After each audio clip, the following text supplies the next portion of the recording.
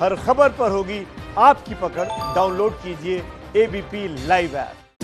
देखिए, बिहार में बहार है, फिर से नीतीश कुमार है। कुछ इसी तर्ज पर पूरे बिहार में चुनाव नतीजों के बाद नारे लगे। ऐसे में नई सरकार से अब उम्मीद कर क्या रहा है प्रदेश? हमने पटना में मौजूद विधानसभा परिसर से किया खास कार्यक्रम। जनता की उम्मीदें क्या हैं, ये जानने के लिए आइए देखते हैं चुनाव के बाद कितना बढ़ेगा बिहार। नमस्कार, स्वागत है आपका एबीपी न्यूज में। आपके साथ मैं हूं अखिलेश आनंद। और जैसा कि आपको पता है, इलेक्शन की खबरों का मतलब ही होता है एबीपी न्यूज। तो अपने उसी वादे पर पूरी तरीके से हम खरा उतर रहे हैं और ना सिर्फ चुनाव तक हम लोग आप तक सारी खबरें पहुंचाते रहे, बल्कि नतीजों के बाद भी हर घटनाक्रम, पल पल की जानकारी हम आप तक पहुंचा रहे हैं। और इस वक्त मैं बिहार की राजधानी पटना में हूं। बिहार विधानसभा परिसर से यह खास कार्यक्रम आप देख रहे हैं। और यह खास क्यों हो जाता है, जरा इसे आप समझिए।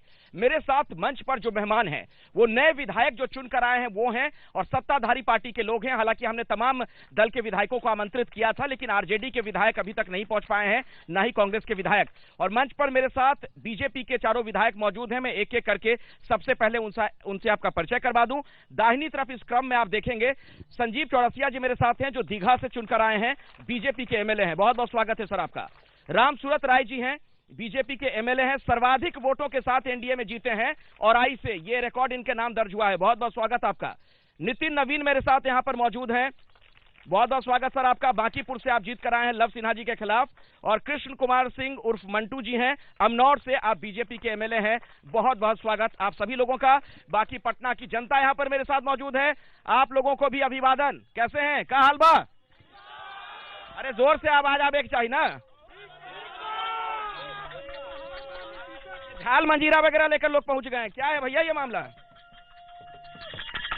एनडीए के जीत का जश्न है कि विकास और सुशासन का जीत हुआ है। भ्रष्टाचारी को बिहार की जनता नकार चुकी है। बिहार में बहार है, नीतीश कुमार है भैया। चलिए, हाँ बोलिए जल्दी से। डबल इंजन की सरकार को बिहार की जनता ने समर्थन दिया है और गुंडा राज को पुनः दोहराने का के विरोध मत दिया है। अच्छा, वो सब तो ठीक है, मैं बाकी विधायकों के पास भी आऊंगा, आपसे भी बातचीत करूंगा। लेकिन ये दूरबीन वगैरह की व्यवस्था क्यों कर दी गई भाई? ये क्या चक्कर है? ये क्या चक्कर है? किसने लगाया यहाँ पे? एक मिनट को देखने के लिए चिराग ग्रह को, जिन्होंने बोलता था कि हम मोदी जी के हनुमान हैं, ये मोदी जी के हनुमान हैं, तो जो मोदी जी बोले थे उनको कि बिहार के नेतृत्व, नीतीश जी के नेतृत्व में बिहार में चुनाव लड़ना है। मतलब आप ये कह रहे हैं कि इस दूरबीन से चिराग जी को आप ढूंढ रहे हैं, जो कि लापता हो गए, गायब हो गए। बिल्कुल, देखिए, झांकिए तो दिख रहे हैं कि नहीं?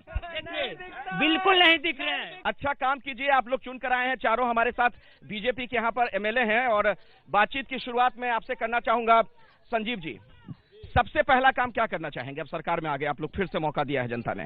नहीं, निश्चित तौर पर सबसे पहले तो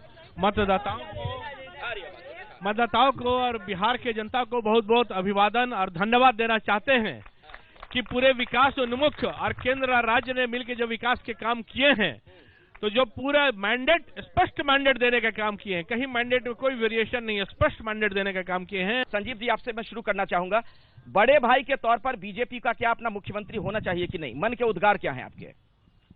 आज माननीय नीतीश कुमार जी के नेतृत्व में चुनाव लड़ेंगे, जीते हैं और उनके नेतृत्व में ही चलेंगे, ये बात स्पष्टता है। क्योंकि अलायंस की जो सद्भाव होता है, कभी किन्हीं की जीत कभी किन्हीं की हार, पर अलायंस है। हाँ, परिवार में 4 भाई होते हैं। 4 भाई में जो बड़ा भाई होता है वो चाहे जितना भी गरीब हो जाए वो बड़ा भाई ही रहता है। निश्चित रूप से मैं आपको कहना चाहता हूं कि धन चाहे जितना बढ़ जाए, धन चाहे जितना घट जाए, संख्या जितना बढ़ जाए, जितना घट जाए, जब माना है बड़ा भाई तो बड़ा भाई है।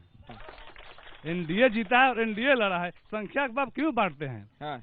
आप इस संख्या को नहीं बांटिए। यह एनडीए का जीत है और एनडीए लड़ा है और एनडीए जीता है, और हर जगह एनडीए के सभी साथियों ने एक दूसरे को भरपूर मदद किया है और सभी कार्यकर्ताओं की जीत है, सभी बिहार की जनता की जीत। नितिन नवीन जी, क्या आपको ये लगता है कि चिराग पासवान भी अगर साथ होते तो आज कुछ नजारा अलग होता और ज्यादा सीटें आप लोग को मिलती? कोई गलती हो गई उन्हें साथ ना लाने? देखिए, चिराग जी ने जो किया वो उनके सामने है, और मेरा मानना था कि अगर बिहार का हित सोचा होता तो निश्चित रूप से हम लोग उस पार्टी से आते हैं जहां nation first, party next, self last है, वहाँ सेल्फ से शुरू हुआ, इसलिए उनका ये हर्ष हुआ। मौजूद जनता से मेरा सवाल है, बीजेपी के लोग भी हैं यहाँ पर, जेडीयू के लोग भी मुझे नजर आ रहे हैं।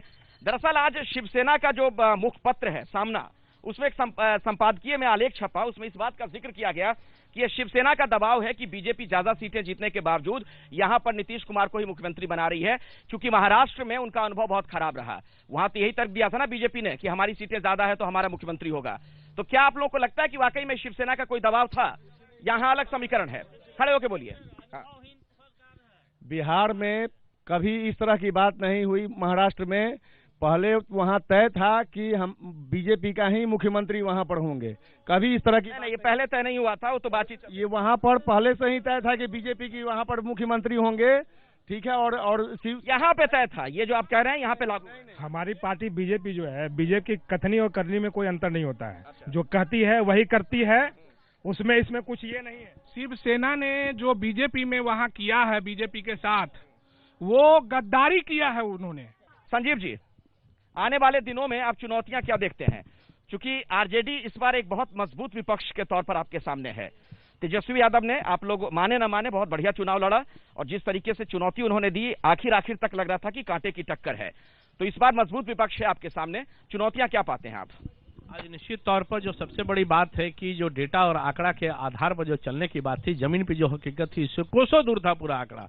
इसी के लिए जनता जो भ्रमित नहीं होती थी, नीचे तक बोलती थी कि जो एनडीए का पूरा स्पष्ट बहुमत है, वो स्पष्ट बहुमत मिलेगा ही। आज से बिहार के विकास की चर्चा शुरू होगी। हम लोगों ने क्या क्या सपने देखे हैं, उन सपनों को साकार करने की बात आएगी। युवाओं के लिए, मजदूर के लिए, महिलाओं के लिए जो सपना हमारी नरेंद्र मोदी की सरकार और नीतीश कुमार की सरकार ने देखा है, उन सपनों को धरातल पर लाने का समय आ गया है। संजीव जी, बीजेपी का मुख्यमंत्री हो, ये सपना नहीं आप लोगों का? आज इस बात को आपको स्पष्टता मानना चाहिए कि हम लोग तय एनडीए जो है करते हैं, जय एनडीए तय एनडीए, यह पूरा गठबंधन धर्म का पालन करते हैं, सब समन्वय भाव से करते हैं। तो जो मैंने कहा, इस चीज को मानना पड़ेगा कि जो हम लोग तय करके, लेकिन गठबंधन धर्म महाराष्ट्र में भूल गए थे ना आप लोग। वहाँ भी तो उद्धव ठाकरे आपके इतने पुराने साथी, बाला साहब ठाकरे, हिंदू हृदय सम्राट, उनके बेटे को किस तरह गए आप लोग, भूल गए। सब जनता ये करने की बात करती है कि विश्वासघात किसने किया वहाँ पर? हमारे देवेंद्र फडणवीस को चेहरा बनाकर उन्होंने महाराष्ट्र में घुमाया, नरेंद्र मोदी को चेहरा बना के घुमाया, और जब उसके बाद ये तय हो गया था कि देवेंद्र फडणवीस ही नेतृत्व करते रहेंगे, और उसके बाद उन्होंने पीछे जाकर कांग्रेस के हाथ मिलाया, तो आज हाशिए पे हैं। अब आने वाले दिनों में पश्चिम बंगाल में चुनाव है। सीमांचल का जो हिस्सा है बिहार का, कई सीमाएं वहां पर लगती हैं, और वहां हमने देखा है कि असदुद्दीन ओवैसी की पार्टी ने बहुत बढ़िया परफॉर्म किया, 5 सीटें उन लोगों ने जीती हैं। क्या आपको लगता है कि पश्चिम बंगाल में फिर से कोई चुनौती उस लिहाज से होने वाली है, कोई ध्रुवीकरण का खेल होगा, वोटों के ध्रुवीकरण का? संजीव जी, आज वोटों को ध्रुवीकरण का पश्चिम बंगाल का अलग प्रकार से है।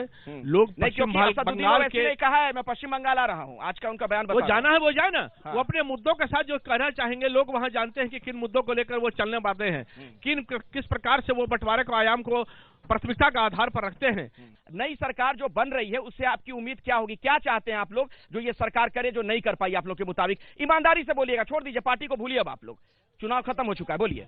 स्मार्ट गांव का जो कार्यक्रम है उसको और बढ़ावा दिया जाए, और जो अभी मुख्यमंत्री जी ने कहा कि स्ट्रीट लाइट लगवाएंगे और गांव में और भी सुविधाएं उपलब्ध करेंगे, वो हम लोग चाहते हैं कि स्मार्ट गांव, हाईवे और ऑप्टिकल फाइबर।